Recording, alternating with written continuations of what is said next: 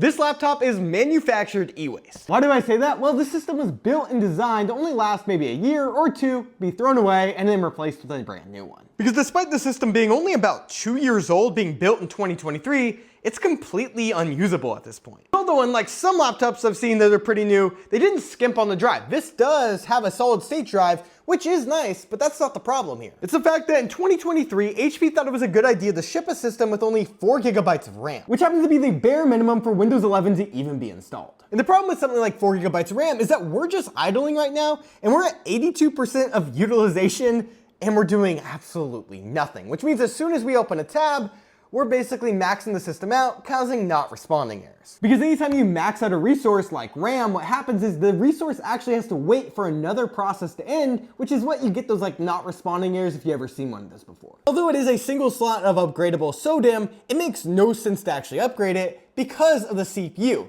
Because inside of here, we have an Intel Celeron N4000 CPU, which is a dual core 2-thread CPU that runs at a base clock of just 1.1 gigahertz. And I mean, like, this thing came out in 2023, but if we look at something like this old Dell Dimension, this was a 4-core CPU back in the day. And although I know that the IPC is way better on these modern CPUs, it's just ridiculous that they put something like that inside this computer. Because honestly, it just makes it not worth upgrading anything in the system because you really just can't get anything done with this slow a CPU these days.